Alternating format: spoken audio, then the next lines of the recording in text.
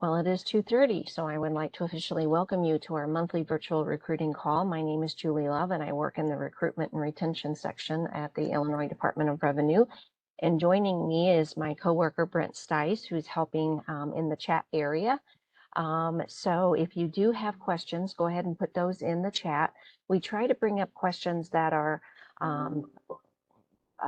could impact everyone and discuss them openly. If you have specific questions, you can put them in the chat as well, and Brent can try and address those on his own. So as we go through, today's session, please feel free to put those questions in the chat for us. So your official welcome to this afternoon's presentation. It is the ABCs of resume writing and interviewing preparation. A couple of housekeeping tips to cover before we dig in. The first is we talked about questions in the chat. We try to save some time at the very end for additional questions. We also try to answer them as we go so we don't get bottlenecked. Second, our call is being recorded, and a couple of days after getting the recording, we put that out on our website. So there's going to be a lot of extra data and examples in today's presentation. So I would encourage you to not worry about trying to take notes or keep up, but to go back in to be safe, I would say about a week, and look for this recording, and you can access those materials in that recording. The third thing is we ask that you please be respectful. We don't want any trolling or disrespectful comments. If you do, you're going to get booted out of here. So that's just a heads up. We want to be kind and professional for everyone and get the most out of this. So please be nice. Second slide. Let me start sharing and get into our presentation today. So ABCs of recruiting. Let's see, hopefully you can see those. If you can't, somebody give me a shout. The first one is a disclaimer, hopefully. Brent, let me know if that doesn't pop up. Our disclaimer basically says that we are, there we go. That we're not giving any tax advice. I'm not a tax person even, and I'm not giving you any tax advice today. This is strictly an HR webinar to help you when you put together your resume and prepare for a job interview. So, mission of IDOR. Basically, we are in business to administer Illinois tax laws and collect tax revenues. We do that with a budget of about $240 million, and we coordinate a tax structure of $67 billion. Basically, we collect all the taxes, we process those efficiently, we turn around and properly deposit those funds, and then we redistribute them through the state treasury's office and the comptroller's office. We've been doing that since 1927. When we were, legislation was put into effect to create our agency. We've been in business since then. We started with one tax, the motor fuel tax, and we are now up to 80 different taxes. We have about 1,300 employees. The majority of them are in Springfield, Illinois. And the office you see in this picture is our headquarters, what we call the Willard Ice Building, or WIB, in Springfield. What's important to us is that we value our employees. We invest in their success and through training and engagement. We also value diversity, both professionally and culturally, and we believe it really fosters a more productive work environment for our employees, and it helps citizens of the state of Illinois when we have a diverse workforce. So that is one of our priorities. I mentioned the headquarters. We also have 5 other locations. They are located across the state. We have Des Plaines in Chicago, 2 locations up there. We have Rockford, Illinois up north, and then we have Fairview Heights and Marion down south. The biggest and most question we get in these monthly webinars is about remote work, and the answer really is it depends. It depends on the actual position. It depends on the individual. Some of our positions can be fully remote. I give the example of you wouldn't want your tax return sitting at my kitchen table at home with my kids running in and out and neighbors coming in and out and all of your tax information exposed to Sangamon County. So some of our positions can't be done at home. It's the nature of the job. But when we can, we do allow our employees to work remote.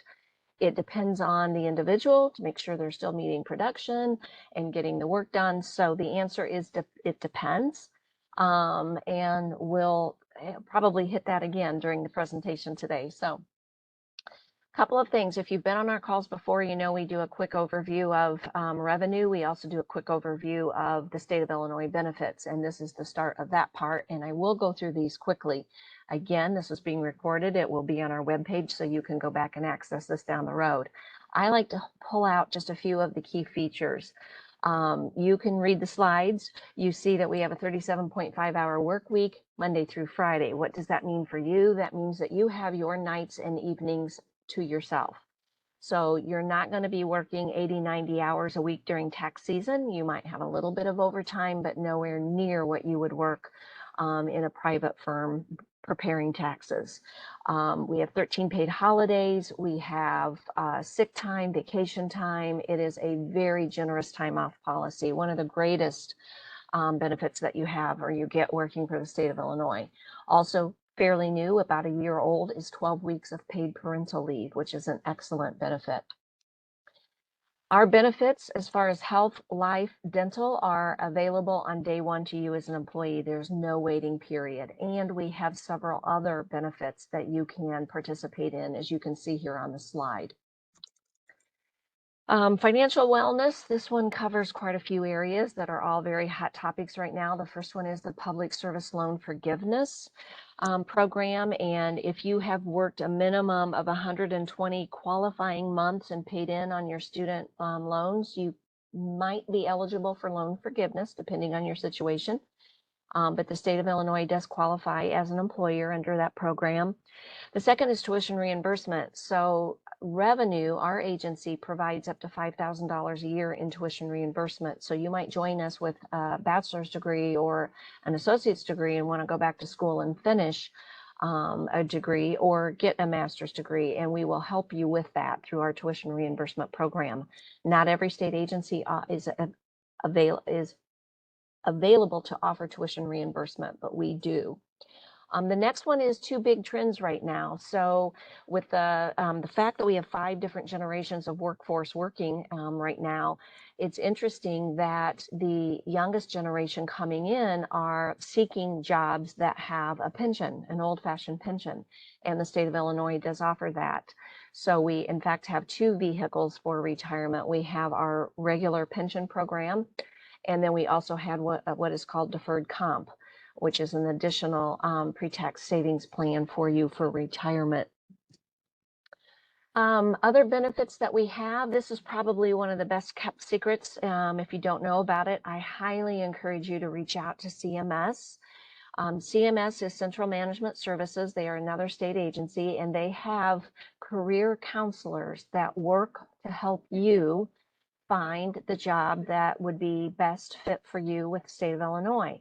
We know the jobs at Revenue. CMS career counselors know the jobs across the whole state of Illinois. You can email them at this email address. They also do have a phone number. You can Google CMS career counseling and that will pop up. And you can call them and set up an appointment to meet with one of the counselors. They'll look at your resume, give you tips, and then they can help you look at what jobs are available and make a good match for you. It is a free service. It is not just for state of Illinois employees. It is for anyone. So I highly encourage you to reach out to them if you need additional help. A question that we get often in these webinars is if you have a degree from a different country and how to map that on. The career counselors aren't able to do that themselves. However, they do have resources that they can refer you to. So if you do submit your transcripts and they are not able to actually evaluate them themselves, you may get a letter with this kind of language or something similar that lets you know that you need to reach out to one of the third-party vendors and have them help you with a translation of your college credits into what would work for a job with the state of Illinois. Now, us specifically, if you want a job with revenue, you need to go to tax.illinois.gov. That is our main address. And the first screen that you're going to see pops up like this. And when you go to About IDOR, that first tab, it then takes you to the Career Opportunities section. And on this page, you're going to look at the third link down. It's job postings. And any active job postings that we have available, you would click on that job posting link and it would take you and it would show you something like this. Now, there are times where there will be 10, 20, 30 job postings. And at this particular date, when I captured this to prepare for today's session, we had one job only. And I believe I heard down the hall that we had over 100 people apply for this admin assistant 2 position. So very well liked job. I know a question is always, I've applied for a job with the state of Illinois, I haven't heard anything back. 2 things, it takes a while. Normally it takes a while. You have to apply and then it goes through this process of a little bit of back and forth between us and CMS and back to us.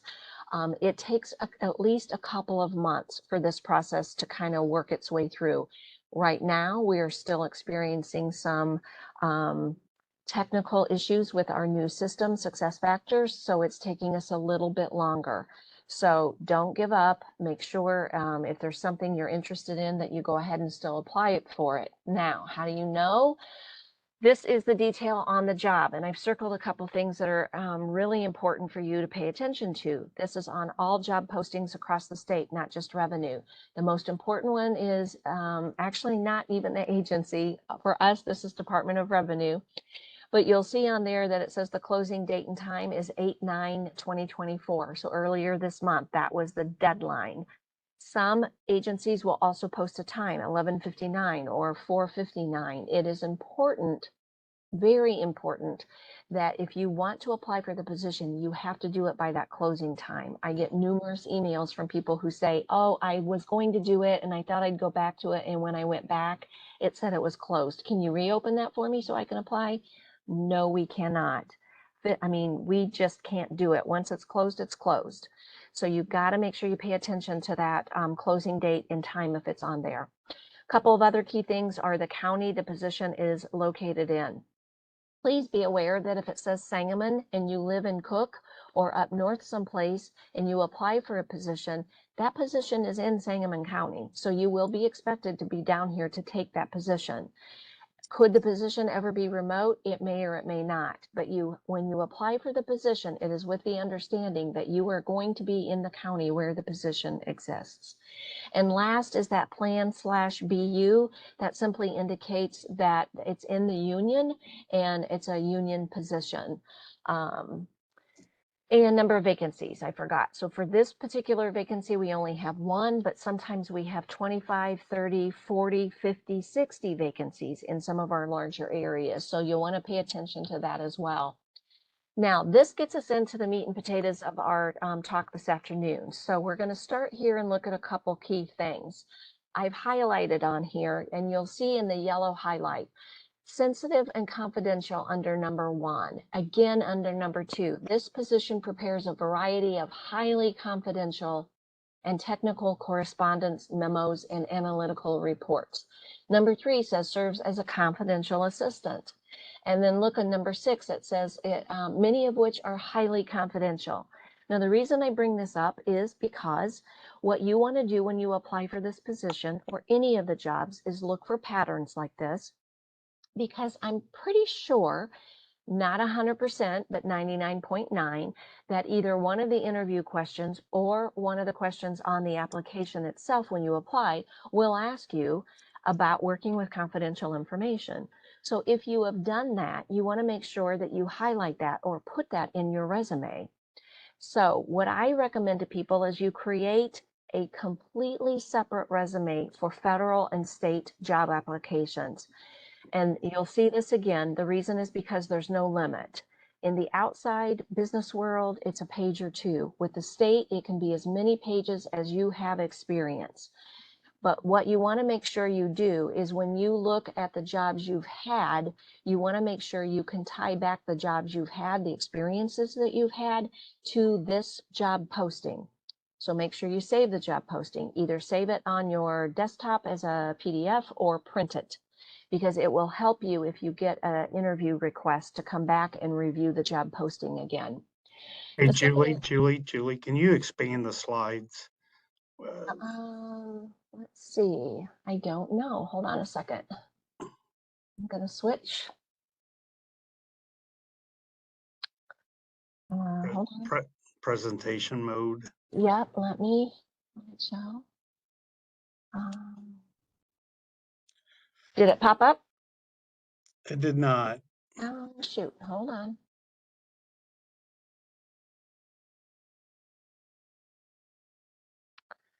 I'm having a hard time because. Here we go. Here we go. Did you get it? I see a bridge.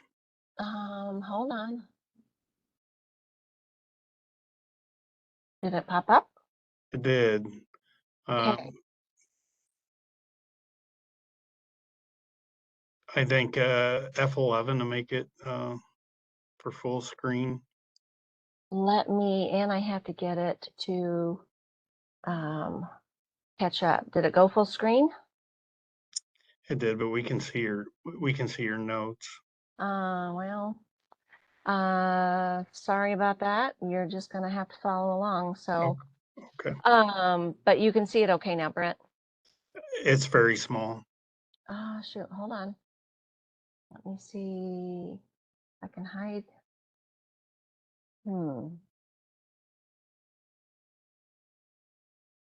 Go to display settings and switch screen. You're getting all kinds of advice over here in the chat.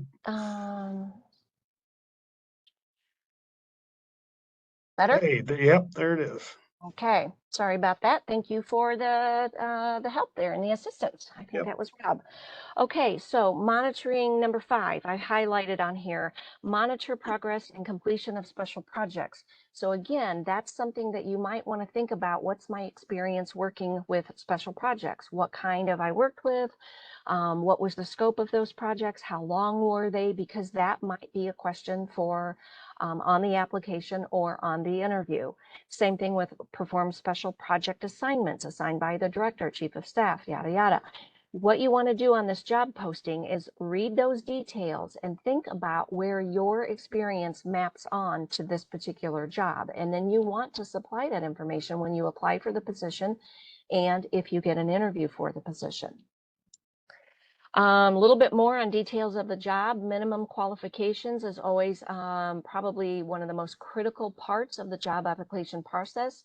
If you do not meet the 2 that are listed here, you will get an email that you did not qualify. You have to meet the minimum qualifications for the position. Now, the preferred qualifications are great. People always ask, do I have to meet them all? If you have the experience and can meet as many as you can, put that information on your resume. Make sure you have that data on there, and also make sure that when you apply, you put that information in there, and if you get an interview, you put that information in there. So for example, if I maintain schedules and coordinate calendars, I schedule monthly webinars, I go to career fairs, I schedule meetings, I schedule new employee orientation, I would want to use all of those examples where I've done that function in my resume, in my application, and have it ready to go in case they ask me about that in an interview. The bottom part is conditions of employment, and this is very important. All of our positions here at Revenue, you have to have a tax compliance and fingerprint background check. Everybody does that comes into the building. So that's pretty standard, but you also want to look at those other conditions of employment. This is an area that you don't want to read it where it says travel and the performance of duties and overnight stays as appropriate, and you go, maybe that won't be the case. It will be the case, and you will be required to do it. And if you can't, you will no longer be in the job. So you want to make sure you pay attention to those conditions of employment. And then the bottom is the work hours. Monday through Friday, this one is 8 to 4:30, and it's here in Springfield. Now, talking specifically about your public service resume, as I mentioned, it is very different from the public sector. There's no limit on the number of pages. More is better. If you have experience 20 years, you want to make sure that you capture everything. You want to write your resume for the state of Illinois as if someone reading it has no prior knowledge of the jobs that you've performed. So make sure that you don't use acronyms that they may or may not understand. And if you have knowledge or experience but do not disclose it on the resume, that experience will not be added to your initial application grade. So if you, and the next slide's going to hit on that, make sure that you, or the next slide, make sure that you please don't write "see resume" on an answer when you apply for a job. You want to make sure that you spell everything out. So not just a basic title, a basic job description. You want to explain exactly what you did, where you did it, who you did it with, what you did it for, all of those details. The example I give is if you managed people. So on point number 2 here, did you serve as a team lead or as a team member? There's a big difference there. But if you were a manager or supervisor, you don't just simply want to say, I supervised 4 people. You want to explain all the steps in the process that you did. You screened applications, you interviewed, you hired, you oriented, you onboarded, you coached, you managed, you counseled, you mentored, you disciplined, and you terminated. So there's 10 or 12 steps in there. So whatever steps that are appropriate for the role that you had, you want to make sure you include that information on your resume.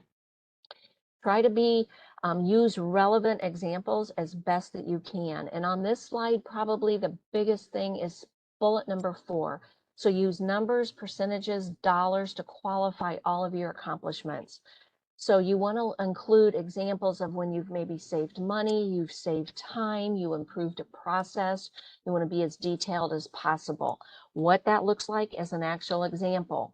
So if the job posting mentions project analysis and you have that experience, it might look like something such as these 2 examples. You'll see that second example is what I was referring to on the last bullet number 4. Coordinated receipt and oversee processing of 1,500 grant applications. So there's a numeric, routinely exceeding processing deadlines. Oh, I did it faster by a minimum of 18%. There's a data point. And you want to try to do that as often as you can.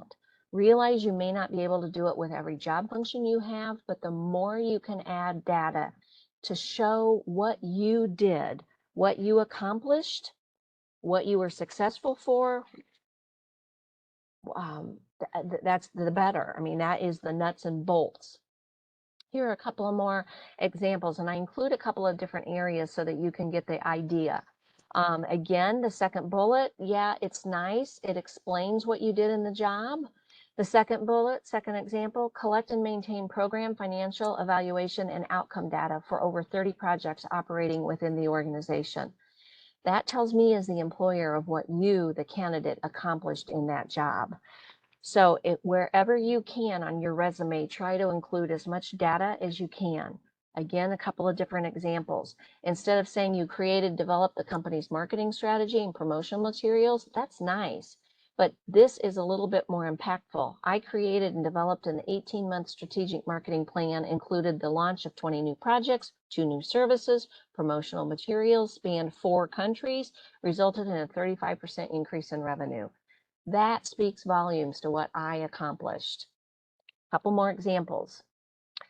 Led a team of 5 marketing professionals for UK telecommunication company with 3,000 employees and a $15 million annual review.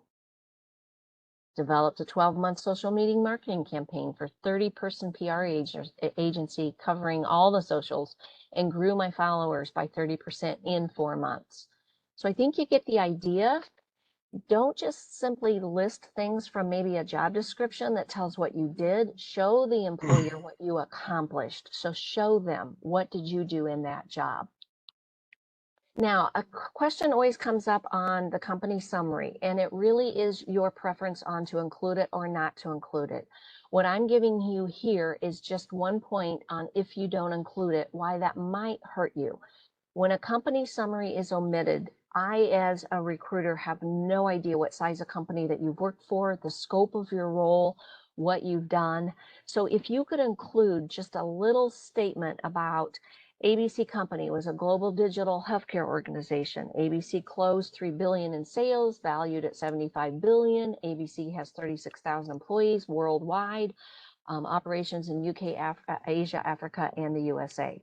That tells me that in your role, you were working across continents, time zones, different cultures, and the volume of sales, the revenue of the organization, and the number of employees that you were interacting with. That leads me to conclude that you as an individual wore many different hats in this particular role. You don't have to include it. It really is your preference. It helps the recruiter. So again, it's your choice.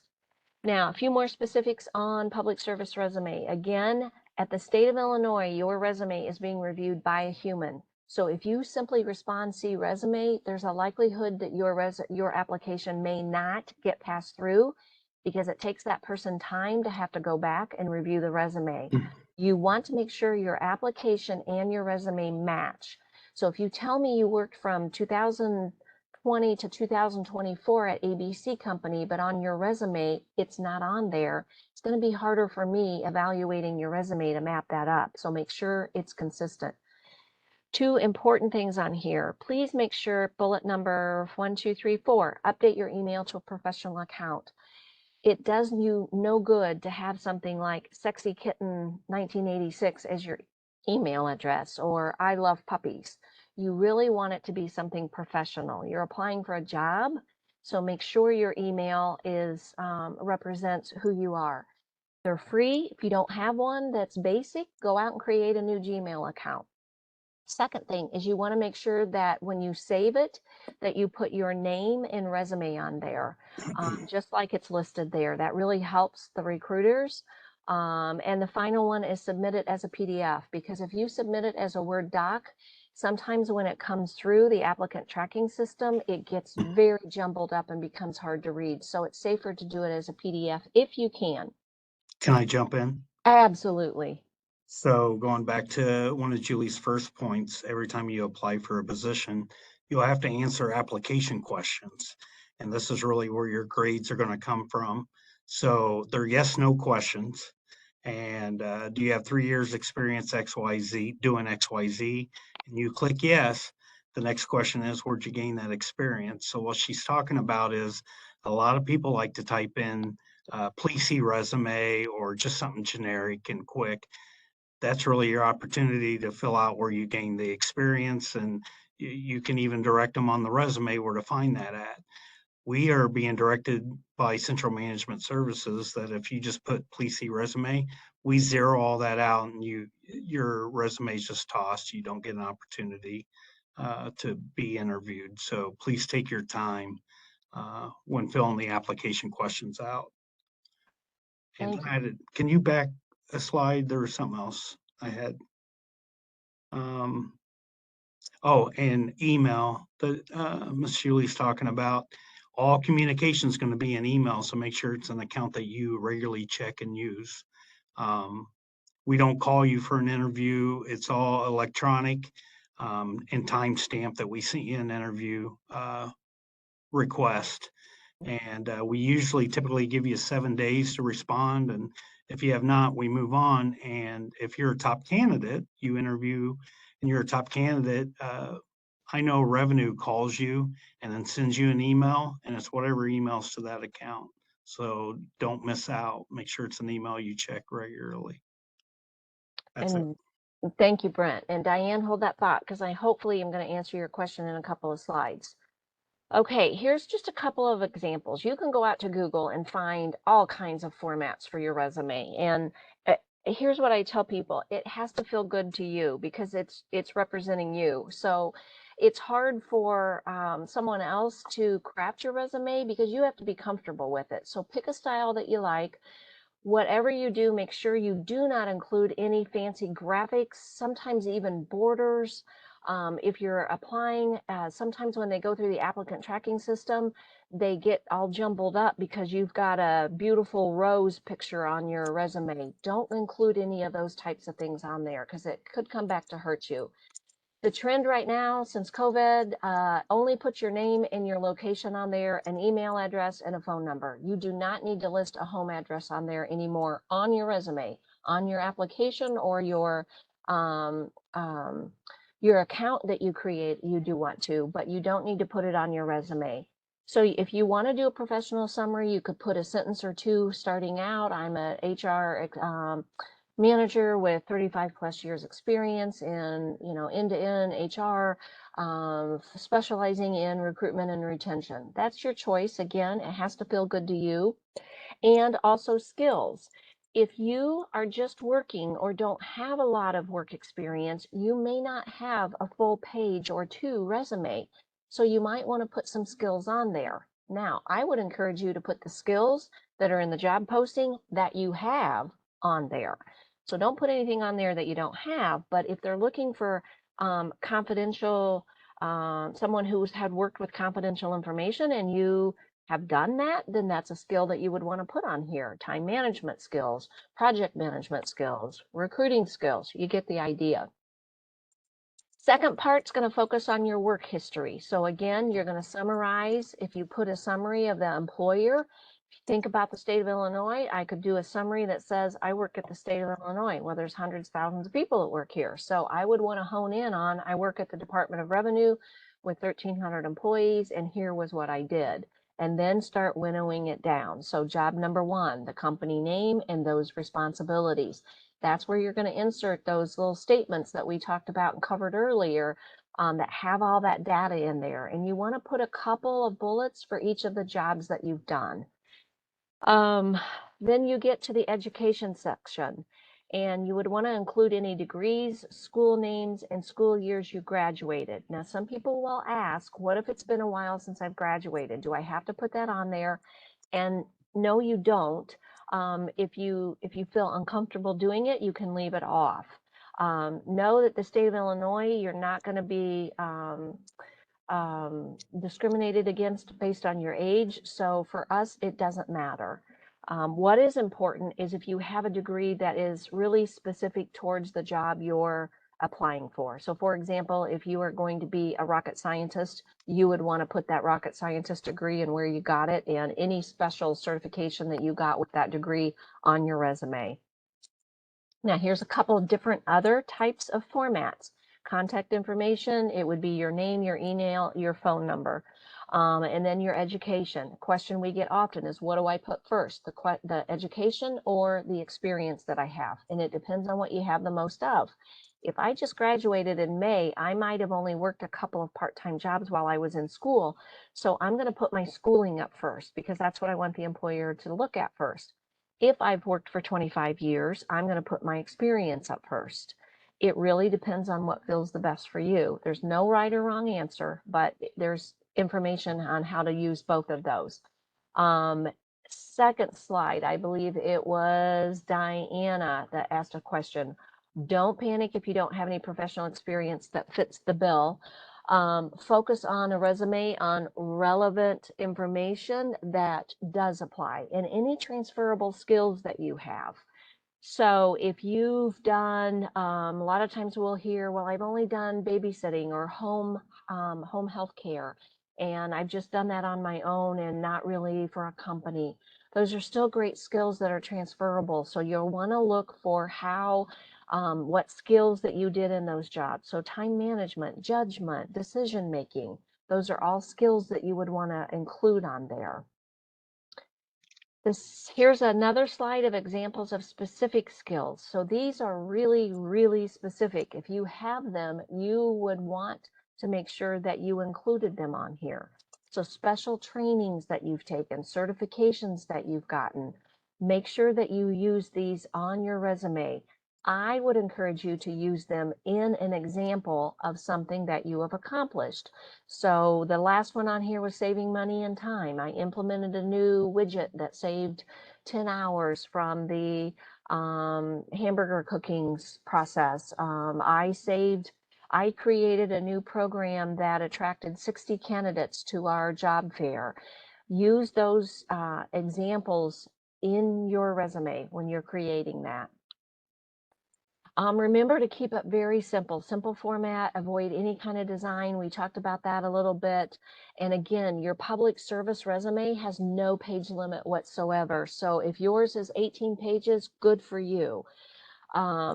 What to leave off, again, if you're uncomfortable with graduation dates and you don't think it's important, leave it off. Make sure if you don't want to put your full address on there, don't worry about it, but make sure you put contact information on there, a phone and an email. We don't need your date of birth, and we don't need any non-professional email addresses. Any references available upon request. When we want references, we're going to ask for them. We know that. You don't need to put that on there. Your resume is like real estate, location, location. And while your public service resume can be any number of pages you want it, it's just something that you don't need to include. Definitely don't include it in the private business when you send your resume out. Anything that's buzzwords, you're a proactive team player, we know that. Show me how you did that. So I collaborated with 2,000 people to come up with a new marketing campaign. That's more impactful than I'm a team player. And please don't over-exaggerate your accomplishments or achievements. Now, section here, and I'm not going to go through all of these in great detail. I wanted to provide them to you as a resource. This comes back to Diana's question earlier about what if I don't have job skills that match the job? Here's an idea. There are so many free resources out there. It is crazy. There are areas that you can go out and get a certification in. Why would you want to do that? So think back to earlier when we talked about the minimum quals that you had to have to get the job and the preferred quals. You're competing. Remember I told you for that AA job that we had posted, over 100 people applied. So what makes you stand out and look like a better candidate than somebody else? And if you have an extra certification you can put on your resume, that could help you. And these are all free resources. So Google Ad Video Certification teaches you how to increase your market research. If that's an area you're interested in, go out and take a free class. Get that certification. There are several on here. Again, Google offers Google Analytics. There's something called Allison Supervision Skills. It's a certificate that could help you with supervisory skills that you might need in a job if you haven't actually supervised someone, but the job requires it. And again, these are all free resources. There's a couple on here. Sailor Academy offers a free technical writing certification that you can get. They're just great examples of things that you can go out there and pursue. And again, these will be on the presentation that we download on our website. So if you want to go back and capture these, and it could just help you stand out among the other 99 people that have applied for a job. So that's something to keep in mind. Last page of these. One more is AWS, which is an Amazon Web Service cloud platform that you could get a class in. So if any of those interest you, yeah. Ramona wants you to back up a screen. She couldn't write down. Is that the screen? Is that the screen, Ramona?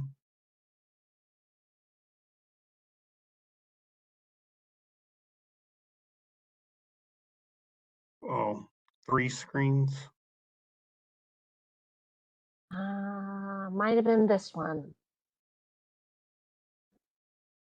Said something about more skills. One more, please.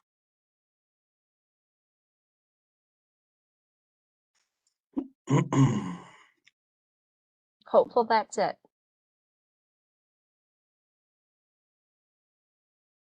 I don't think it must have been this way.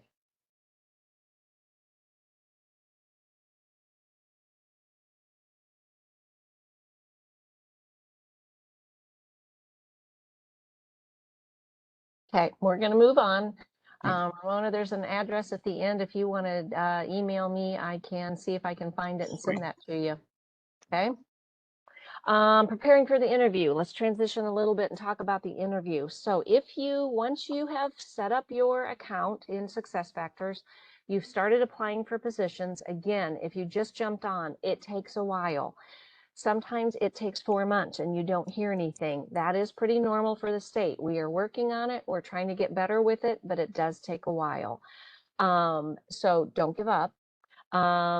And so you've set up you applied for the position, and now, as Brent mentioned earlier, we will not call you for an interview. You will get an email, so check your emails. Make sure if you accept an interview that you got a good spot. It will be on WebEx, just like we're doing right now. There'll be a moderator and there'll be a couple of people taking notes, but you have to have a good spot where your internet works. It will be in your best interest to make sure that you have a good communication line when you set up that or call in for that interview. You would want to download the WebEx app and make sure you practice using it, that you know how your camera works and your volume works on that. You want to make sure you have a clear desk space to work on, and dress like you're actually going to be meeting in person. From the waist up, we want you to look professional. And make sure you turn off your cell phone. You're not getting calls while you're in the middle of your interview. And make sure if you have a dog, make sure your dog's put away and doesn't bark in the interview. So you want to appear confident and you want to feel comfortable being on the screen so that you can go through and have a successful interview. Now, So this is if I can intervene real quick, yeah. in my email to set up your interview, I do, any state agency is going to have a blurb in there about signing in 10 minutes early before your interview. So if your interview's at 1 p.m., make sure you sign in by 12:50. If the interview ahead of you is completed early, they might be able to bring you in early. There's times where it's just 30 seconds for the interview and then someone shows up. I'm trying to call you at the same time. But that 10 minutes, make sure you're testing your camera. Camera is essential. Someone asked that. And microphone. Make sure those work, because if there is a interview right behind you, we really don't have time, and you're going to have probably a 1 hour time limit. You don't want to waste 10 minutes of it trying to figure out your camera and your microphone. And I think that's really all I'll talk about here. I think you covered my entire slide here, Brent, so Yeah. thank you. This is Brent's wheelhouse. So he has some great feedback in this area. So this is what he does all day, is all of the interviews here. I would say, for me, my advice to you is to make sure you utilize all the time given. As he said, they'll tell you up front, we have an hour or we have a half hour and we have X number of questions. Make sure you really utilize that time to your advantage. It's your interview. And keep in mind, the interview is a two-way street. You're trying to find out if you're interested in this job, and we're trying to find out if you're a good candidate. So it goes both ways. Second part is bullet number 3, always listen to all of the question. Here's an example. Brent, tell me about a time that you had to deal with an angry customer. What was the issue and what was the outcome? And you are nervous, we know that. However, there's 3 parts of that question. So if I tell you the customer came in and was upset because we screwed the order up, and then I don't tell you what my part was in it and what the outcome was, you're not going to get full credit for that. So you want to make sure you really listen to the question and you answer all of the parts of the question. And use any of that data that was in your resume. So yeah, I've had an angry customer and I use my conflict negotiation skills to de-escalate the situation. We found the problem with the order and I offered him a free dessert for his inconvenience. So make sure that you put everything into the answer. You can't use reference materials when you interview for the state, so you want to make sure that you put away everything. Make sure you look at the camera and look at the chat box to look for questions if they're in there. Some agencies post them, some do not. Mostly keep in mind that as you are talking, someone is taking notes of your responses, and you can talk faster than they can think and type. So really, I highly encourage you, slow down and answer those questions slowly. so that they can get everything and record everything accurately for you. And then pause, and they'll tell you, some will, some won't. When you're done with your answer, please let us know. So I answered my question about the angry customer. I offered them a free dessert for their inconvenience, and that concludes my answer. So you could say something like that, or I have nothing else to add, or I'm done with that question. So now, last part of this is the last bullet on here. So tell me about yourself. You don't generally get that question with the state of Illinois. You may or you may not. We generally don't use that question. It's pretty open-ended. You get it a lot in public, but here is some advice for you if you do get it. And this is great advice that you just want to have available no matter what. So what you want to do is kind of create create your elevator pitch. So be able to come up with a couple sentences that describe you and the work that you've done and how successful you've been. So do a summary of your work. So this is an example. A lot of times what happens is in an interview, it could be the first question. So tell me about yourself. And you are so nervous and you start rambling. Well, I was born in 1982 and I went to grade school at North Elementary and I really liked social studies. You are so nervous that you just start rambling. You don't want to do that. So take a few minutes, look at your resume and prepare yourself. So if they do ask a question similar to this, you're prepared.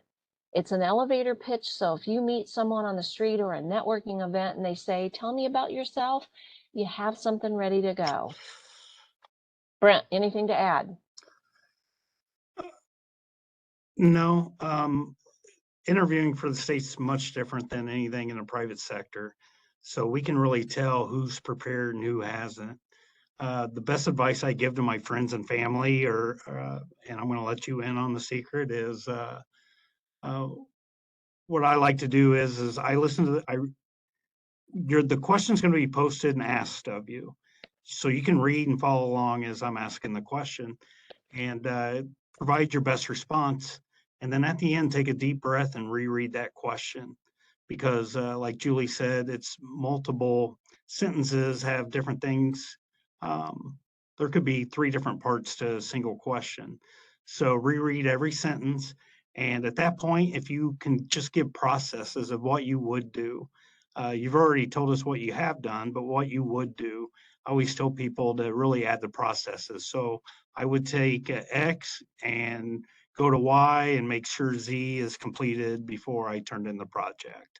So, and then I don't know if we've gotten to the slide about silence, but after you're done answering the question, there's going to be silence, and it's a good minute, and that's for everyone to finalize their documentation of your responses and score.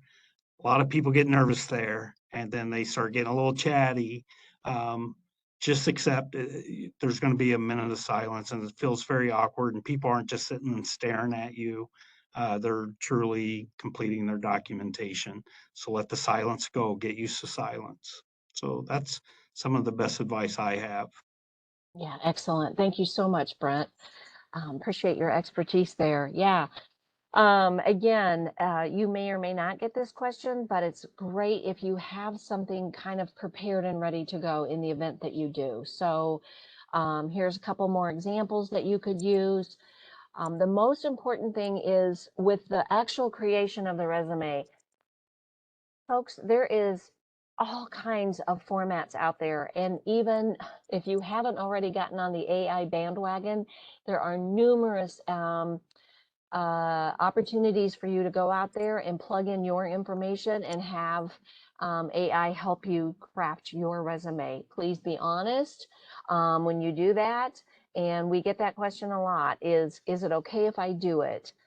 As long as it's factual to you and includes information that you have done, experienced, education, successes in your job, and it helps you put it together, then I would say use the resources that you have.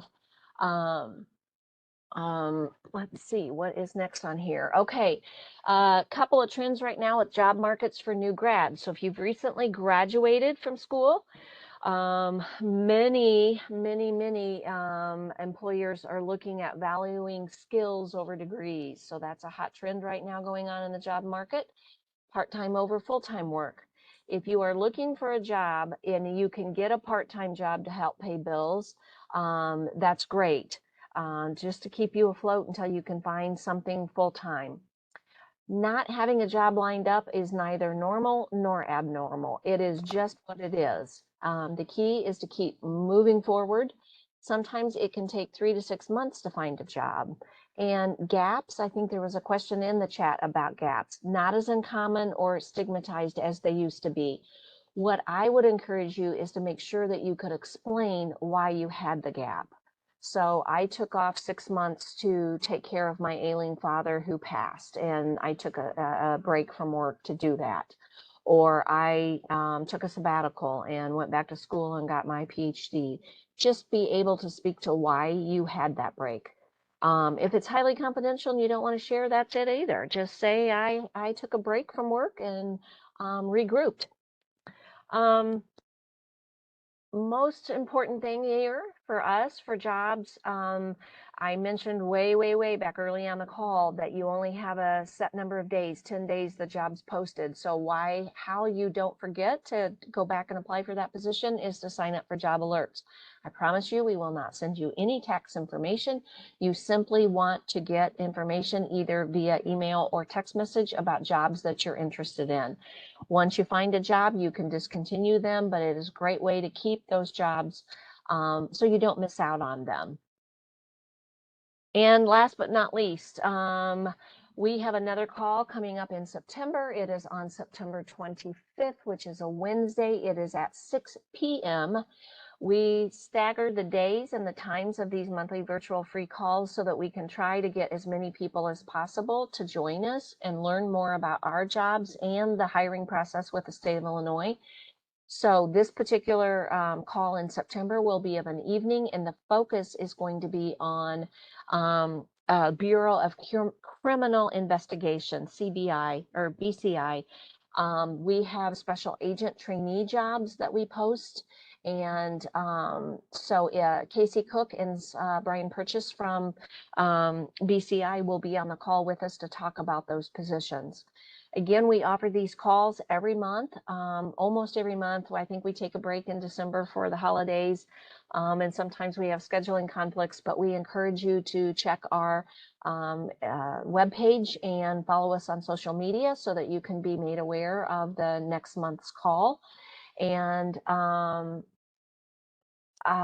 questions in the chat, Brent, anything that we need to cover as a group? I don't know. Did I miss any? When I talked, a bunch jumped in there, but. Okay. And it is. I have to give credit to Brent. Thank you so much for helping. We have over 150 people on the call today. So, and that is just the number right now. It could have been higher while I was in presentation mode. So A lot of people want to know how to access this meeting. Where will the slides be or the recording? The recording will be on our webpage. So tax.illinois.gov under career opportunities. And there's a section on there for our monthly virtual calls. And all of our calls that are recorded are on there. So you can go back and listen to others. You can go back and find this one that will have those resources that were listed. And I will put in here our email address on here.